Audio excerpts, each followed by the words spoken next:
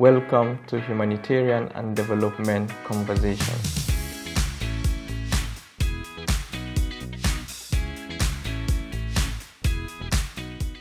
Hello everyone, I am so excited to welcome you to the Humanitarian and Development Conversation, your lens to the humanitarian and development realities. I am glad to welcome you to the first episode of this series. And I am Victory Daniel. I will be your host on this episode. So, in today's episode, we will be discussing a core issue that is silently reshaping the humanitarian and development sector. This issue may be undermining localization and silencing local leadership.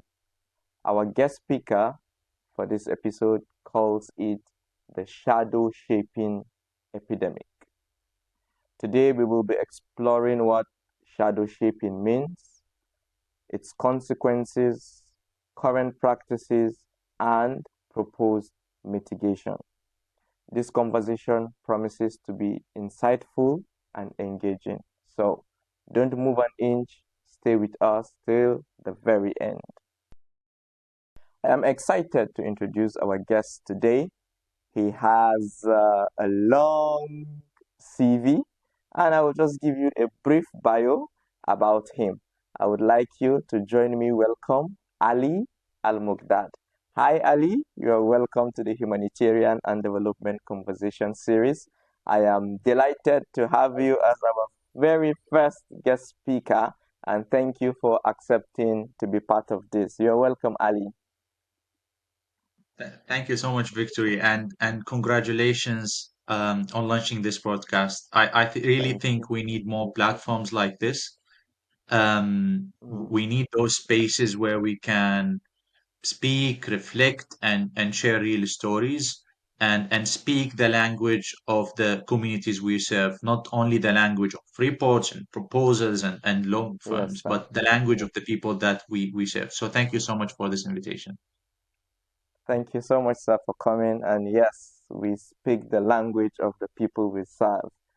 And let me give you a brief about Ali. Ali is a seasoned strategic senior leader with extensive cross-functional leadership experience in humanitarian response, governance, and operational transformation.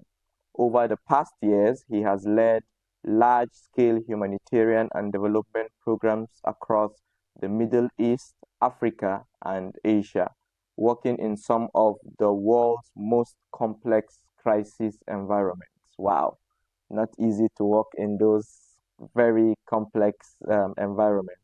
So Ali has held senior leadership roles in INGOs, UN agencies, the Red Cross and Red Crescent movements, and donor institutions, overseeing programs, operations, strategic planning, both at field level and global level. In addition to his operational expertise, he has led grants management policy teams across 40 plus countries. Wow. Overseeing a multi-billion dollar development aid portfolio while ensuring strategic funding alignment, compliance, and operational efficiency in crisis affected regions. So, as a recognized advisor on governance, operation efficiency, and organizational transformation, Ali serves on the boards of both local and international NGOs, shaping policies that enhance aid effectiveness. He has also written several articles and hosted global webinars on the future of the humanitarian and development aid sector, with a strong focus on navigating operational and strategic challenges through AI and operational transformation. So we are glad to have this caliber of person on this conversation series today. Once more, Ali, you are welcome. So with all the brief bio I've shared with you, you should know what you're expecting. This is going to be fully packed and engaging. Ali, you have written and discussed about shadow shaping. And I would want to ask you before we go right into it, why do you call it the shadow shipping epidemic? Why do you think it is an epidemic? One of the main reasons is because when I worked in those different organizations, different levels, different countries, and with different roles, I have seen the same issue over and over again. And that issue was happening in a country, and then later I saw it in another country. It was happening with an organization, and then later with another organization. And I've witnessed the same challenge over and over again. And when I started looking at it and trying to understand the root causes behind it, it made me feel it's like a virus. And because this virus, organizational virus, is happening at different levels, different locations, it felt like epidemic. So from my perspective, it functions as a virus. It is within the system as a virus. It's spread as a virus, and unfortunately, we are not realizing it's there because the symptoms of this virus we started dealing with it as it's a normal thing and it's the way to operate. And that's one of the main reason why I said it's a virus and it's a epidemic. Oh, thank you so much, Ali, for that insight. Yeah, yes, now I see it differently. So, as you were speaking, I just quickly checked the meaning of an epidemic, and it means the situation where a disease spreads rapidly and affects a large number of people. And I see it's exactly what you are saying, that you've seen it over and over again in different countries, in different operations, and it's spreading, and then we are taking it like it is normal. I see. Now this is insightful, and we now understand why you call it an epidemic. All right. So we're going to dive right into it. And in case you have any questions or any clarification while watching or listening, please you can engage in the comment section and type in your questions right in there. And at the end of today, I will also share the contact for Ali, so you can engage with him personally if you want to ask questions or clarifications from him. So sit tight and we're gonna dive right into it right now, immediately. We're not gonna waste time. So Ali, what are the how would you want to define uh, shadow shaping epidemic? And can you explain to us how it manifests? Since you say it's a virus now, what's the diagnosis? Who is affected? What are the signs and symptoms? And we'll be happy if you also share examples of this in practice with us. Mm, I think in general, as I mentioned, working at those different organizations and different locations and levels, Middle East, Africa, Asia, and Europe, it shaped how I see the sector. And at the same time, Mm, it made me realize that the biggest challenge in our sector isn't out there. It's right here. It's internal. It's the bureaucracy, it's the mm, waste, it's the massive inefficient systems we built. We have built systems that are slow, overloaded, and a total disaster. And one wow. of the most Mm, dangerous patterns and trends I have seen over and over again is the shadow shaping epidemic. Or in a simple way, it's it's it's the way that INGOs, without realizing, transforming local NGOs to look like them. So, some people they described it after reading my article. They said it's like INGOs creating mini INGO, copy pasting themselves. And mm, from yeah. my perspective, it's not just a glitch; it's a systematic issue. It's the system. And to explain how it looks like, usually INGO they have a local partner, and they decide to support that local partner through capacity development or um, the capacity building activities. So it's coming from good intention. But the way they do it, they have the organizational capacity assessment tools. They go to the local partner, and sometimes, they have a committee. Other times they ask each team to meet separately. Other times they do it in different ways. So they assess the local capacity of the local partner. They look what they are missing, what they need, how to ensure compliance, how to avoid fraud, how to make the capacity deliver activities with good quality, etc., etc. So it's a good intention. They meet them, they assess their capacity. Then after that, they work on a capacity development plan or organizational Mm, capacity development, and they identify how to build the capacity or support that local NGO. And they use different methods or techniques: mentorship, coaching, workshops, trainings, and other ways. And mainly, when they do that, their focus is on governance, on policies, on processes, developing tools, looking at their structure, how they handle things. And without realizing, mm, they copy paste the modalities they have within the INGO, and they use it with the local NGO. So without realizing, with a good intention, and while they frame it as capacity building, they just they build that local NGO to fit in the way that INGO operates, and that's mm, just under some assumptions. And when that thing happened, there are so many negative impact and challenges they happen with the local NGO in the future, and we can speak about it also in details.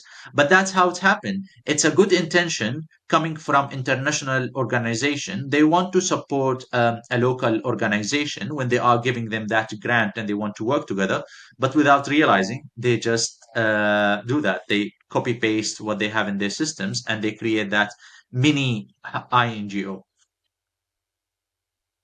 Oh, yes, I see. Now this is very clear. It starts from the good intention of trying to build the capacity of the local NGO for them to perform optimally, but then it now becomes or it has now a disadvantage to that local NGO. Thank you very much, Ali, for this insight, for giving us the diagnosis of the shadow shaping epidemic. So now, Ali, I would like to ask, what are the consequences of this? What damage does it do? It's also like you are taking a drug for you to get cured for your own good, but unfortunately, it has another side effect that is causing a damage somewhere. So, Ali, please share with us what damage is it doing? What impact does it has on innovation, autonomy of the local NGOs, and sustainability of its practices? Can you share with us the consequences from your experience? Yes. Yeah.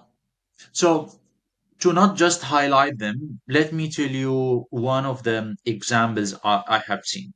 So I have Okay. worked in Turkey um, over a decade ago, and part of my job when I was working with international organization is to support the local NGOs and build their capacity. And what I was doing is exactly as I mentioned before, having those organizational capacity assessment tools and going through the process, assess the capacity, and then in a dialogue with the local partner, come with the organizational capacity development plan, and then Mm, either deliver things by myself or contract another organization or a consultant or etc. to come and support in different activities. So at that time, we have worked with some local NGOs and invested in supporting their financial system, their human resources management system, their Mm-hmm. administrative, safety, security, risk management, compliance, program design, and few other things. And we did it in different ways, as I mentioned. So what happened is that after that, I took two deployments, two assignments. So I was stationed in other countries.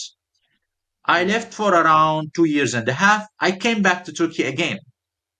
And when I came back to Turkey again, after almost 2 years and a half, I met the same local NGOs that we were supporting them and investing in their capacity building.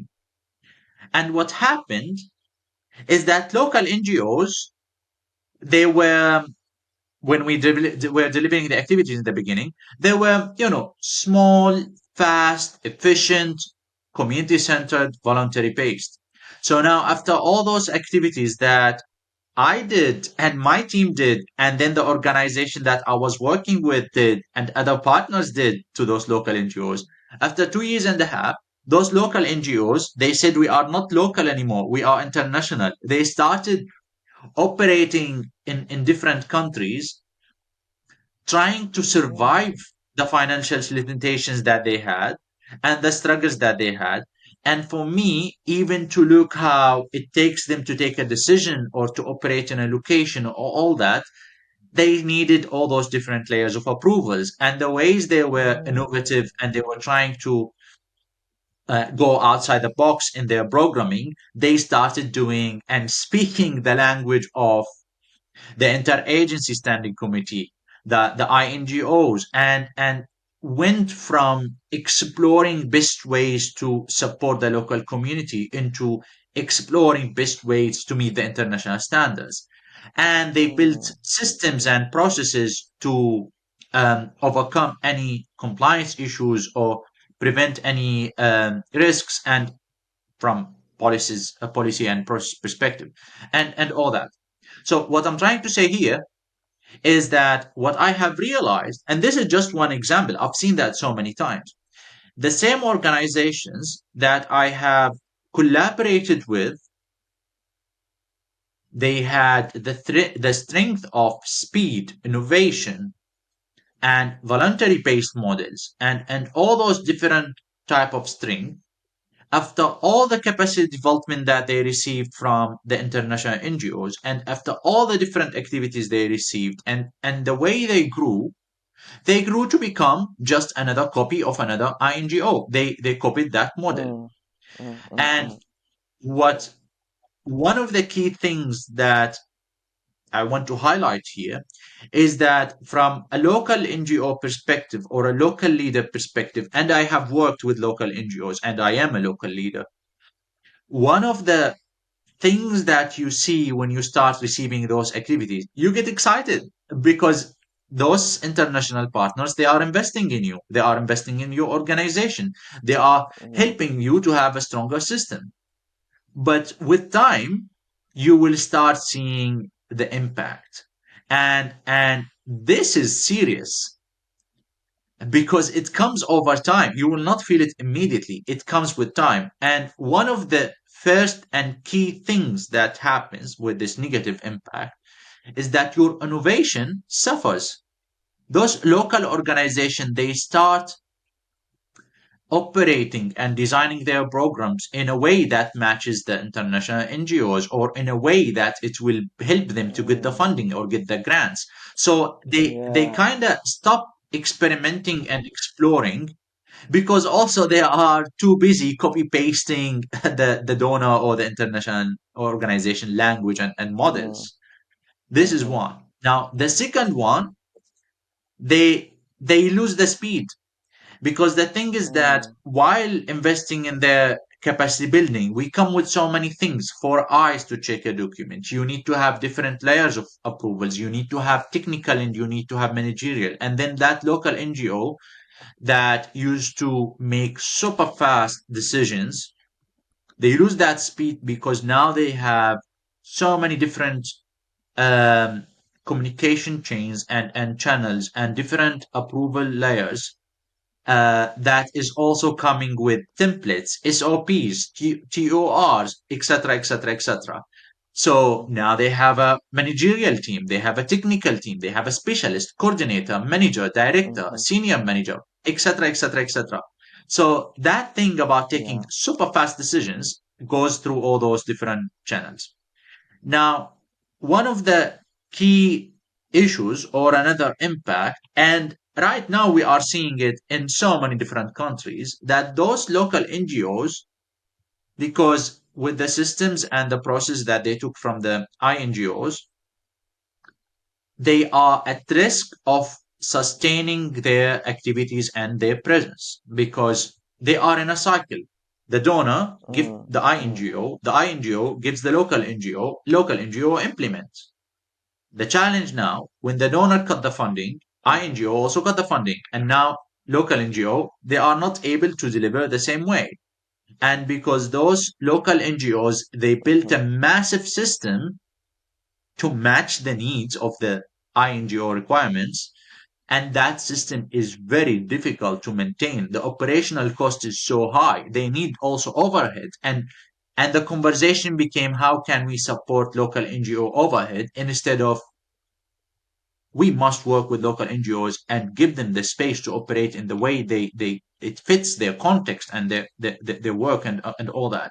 So it became very Mm, difficult and challenging for those local NGOs to maintain and sustain their operations and their presence. They rely on the funding coming from INGOs, and even if they found other source, it's not enough to maintain that strong, massive, loaded system that is focusing on compliance rather than mm, focusing on the program and the communities we serve. And there are so many yeah. different ways to look at the impact. But again, when you receive as a local NGO, when you receive those capacity development activities in the beginning, you see the good intention. You like it, you get Mm-hmm. excited, Mm-hmm. you feel Yeah. you are supported, you're being seen and Yeah. heard. However, long term, you start seeing that you are using your identity and the way to operate and the way to meet those standards that suddenly have. Thank you so much, Ali. This was very insightful. I am seeing it in a different light now than I was seeing it before, especially the last point you made on sustainability. So, because the NGOs now have built massive systems that are more focused on compliance, and they are now looking like mini INGOs. When the funding is cut, like what is currently happening now, they cannot keep those systems in place. Now they also begin to shake.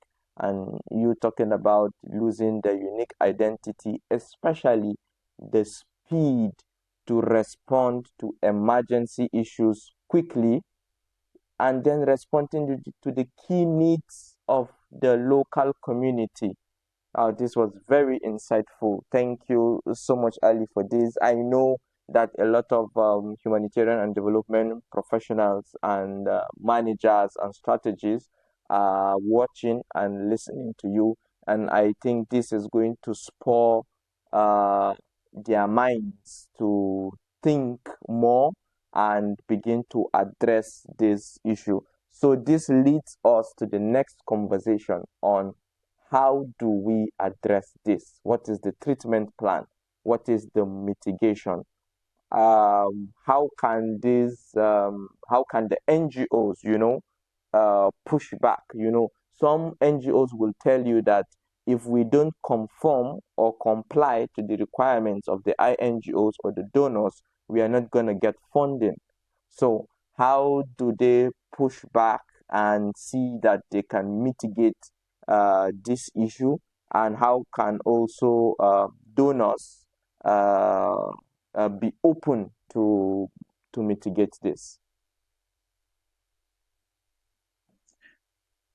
Um, so as you mentioned, many local NGOs, they have the assumption that if they don't do that and if they don't establish that structure or processes, they will not be able to get the funding. And mhm, unfortunately, those local NGOs, they are not even em- they don't feel empowered enough to speak up about this and be like, we don't want to lose our identity. We want to maintain this, and then look at the exact requirements. But also, I have some local NGOs um, who said, and I have seen that in different countries, they said, we received exactly the same training on the same topic, but from different INGOs. That local NGO, and as I mentioned, different countries and different locations.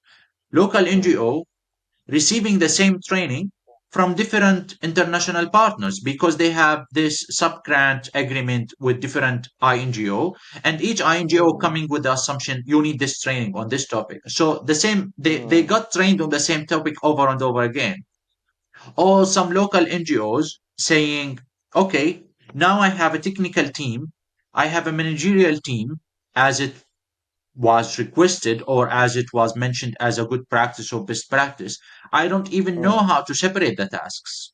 And I end up in dealing with conflicts nonstop.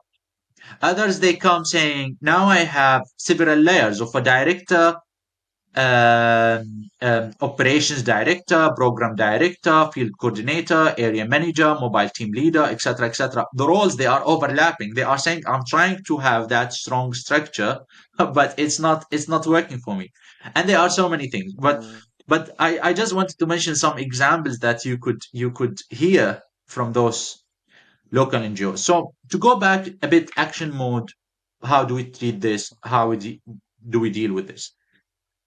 Let me start with INGOs. I have worked with so many INGOs at different levels, mhm, and all my mhm, field work and all assignments, I worked with local NGOs. When I was with INGOs, I was partnering with local NGOs, and that's I've seen that firsthand, as I mentioned. But I think it's very important for INGOs, all of them, have a strategy, have a plan. mhm, Throwing the word localization here and there because it's very important, it's trendy, we are all talking about it, will not make localization happen. You must have a yeah, strategy, a clear plan, and the assumption that having a localization unit or a team at headquarters and then having localization advisors or coordinators or managers at regional level and then having field localization managers or advisors at country level, it's also not the solution.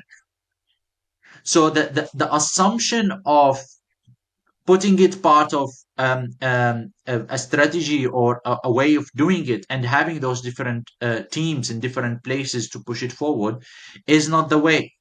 It's very important to challenge those assumptions. You need a clear localization strategy, not a full strategy and localization as a theme or as a component or deal with it as a sector. You need to identify and define what does localization mean for you, for the partners, for the donors, for the community in general.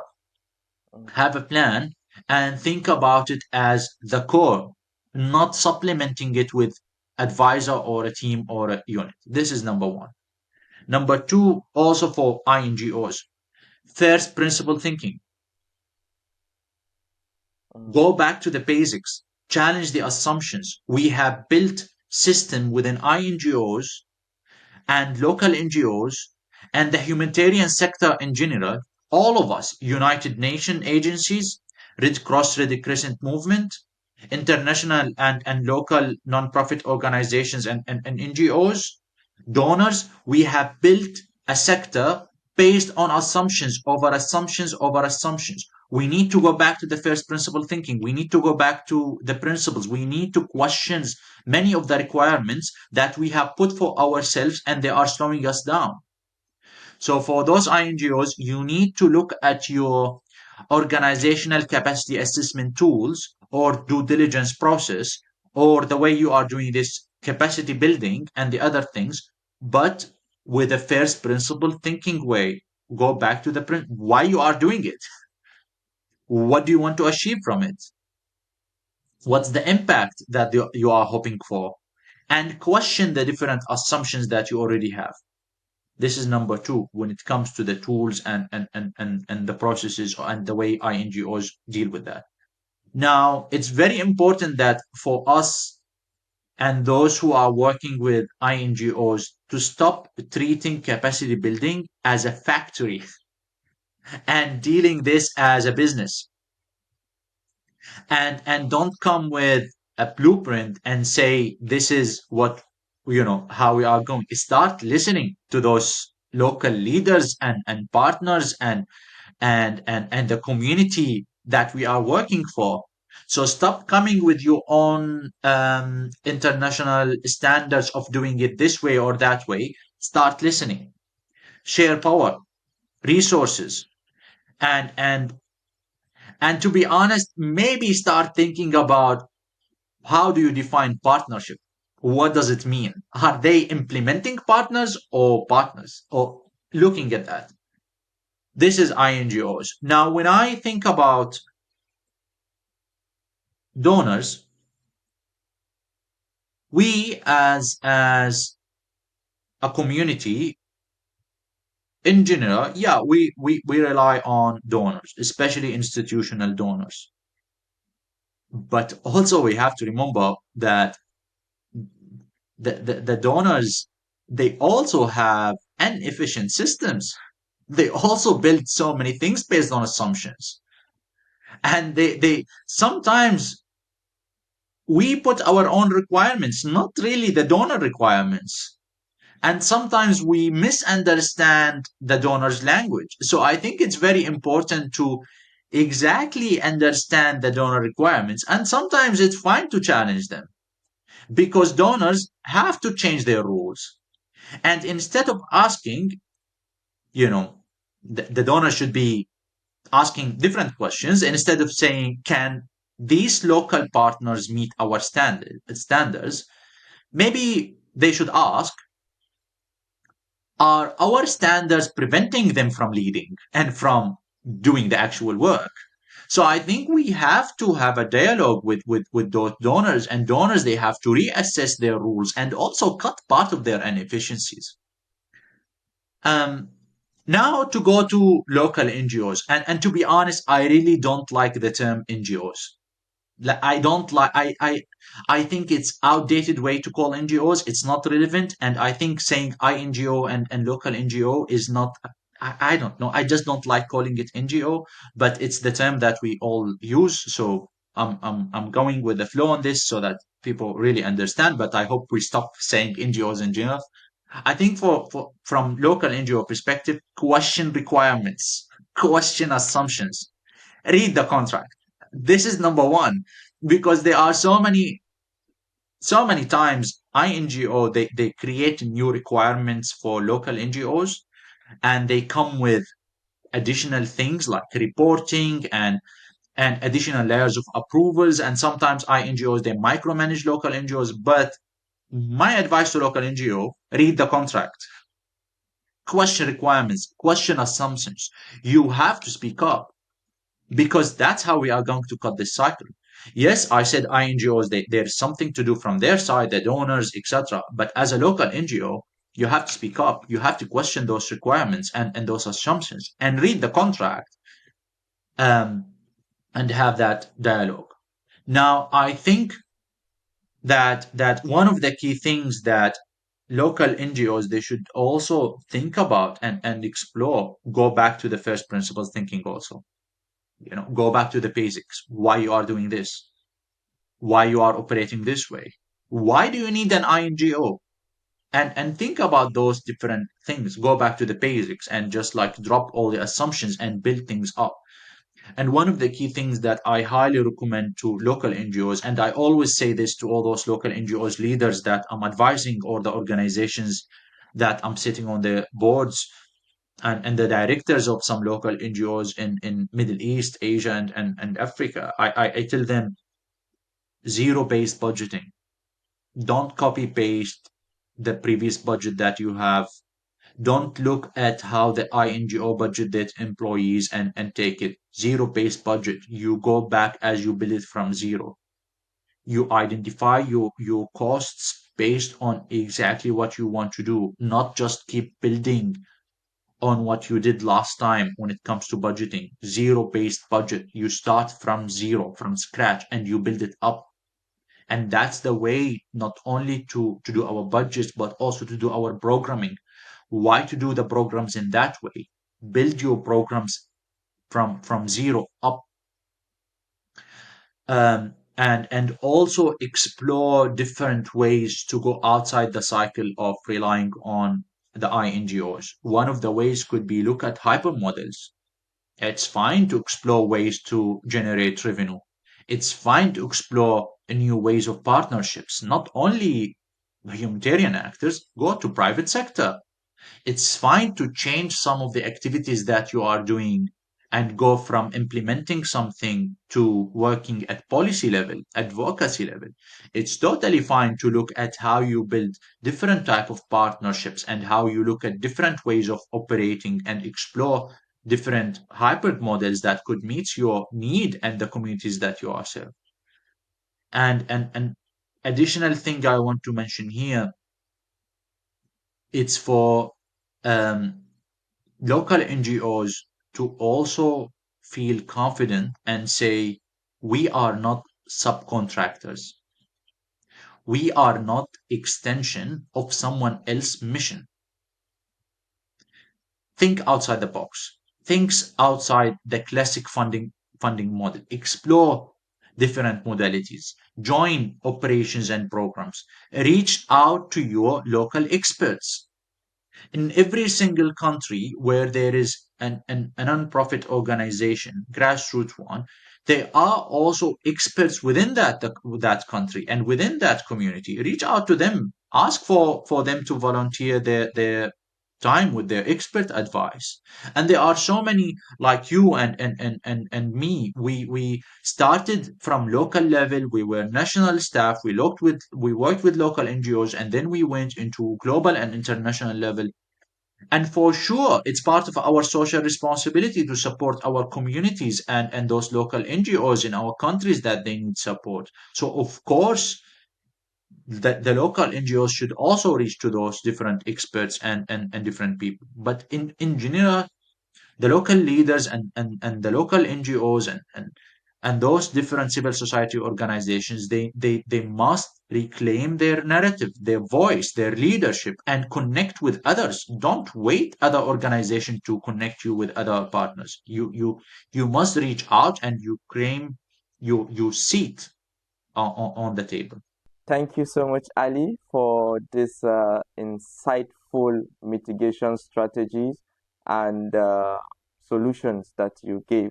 Ali spoke like the strategic senior manager that he is, giving very clear strategic insights on mitigating the shadow shaping epidemic, both for INGOs, NGOs, and also donor entities.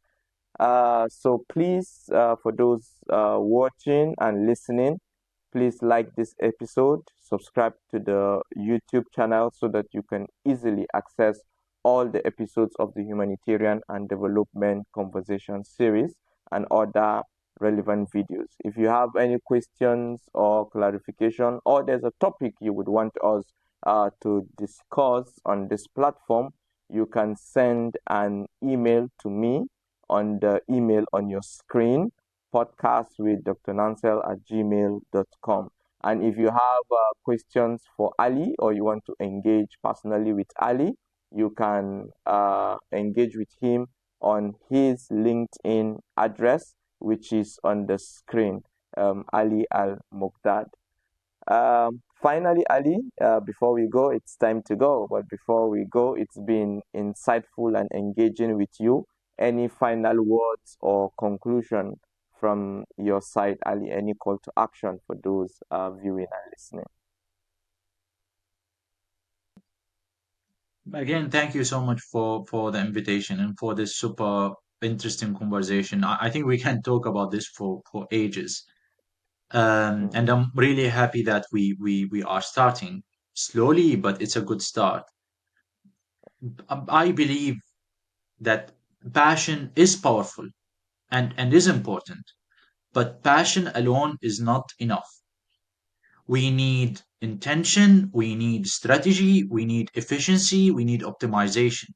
We need to have clear direction. And right now, we as a community, donors, INGOs, local NGOs, and different organizations, we are moving in different directions. And if we keep doing that, we will keep moving in circles. So here is my invitation, and here is the action that I hope we keep in mind. Whether you are officer, advisor, manager, director, a donor, volunteer, please pause. Ask yourself, am I partnering or reshaping?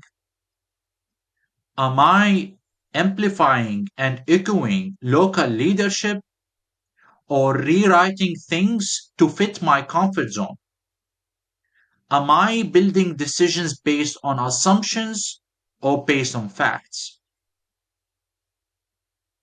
Am I putting requirements that will maintain the system or requirements that will optimize it? So I think in general, we must focus on partnership and build partnerships that not about mirroring each other, but about trusting each other. And to every local leaders who's watching or listening, you don't need to become a version of someone else to be seen and to be heard. You are and you were always enough. And it's time for the humanitarian and development system to learn from you and learn to follow your lead. So please protect your identity, question requirements, go back to first principle thinking, do zero based budgets, and build stronger partnership that goes beyond the classic way of operating in the humanitarian and development sector. This is the key thing that I want to say today. I hope that the audience found it relevant and useful. And as you mentioned, Victory, I encourage everyone to reach out and to engage not only with us but also with the wider community, to the local experts, and engage together. And they don't need to wait for anyone mm, to facilitate that conversation. I encourage everyone to speak up and engage with the others and build those different type of partnerships with the wider community, locally and globally. mm. Thank you. Thank you very much, Ali. It was wonderful having you on this episode. Please don't forget to like this and share with all stakeholders that you think this conversation will be useful for. Please like the video, subscribe on the YouTube channel so that you can access all the videos on this conversation series. In the next episode, we will be having the top management of leading national organizations to join in this conversation as we see practical examples and dissect more into the shadow shaping epidemic. Thank you for tuning in and joining us on this episode. See you in the next one. Bye for now.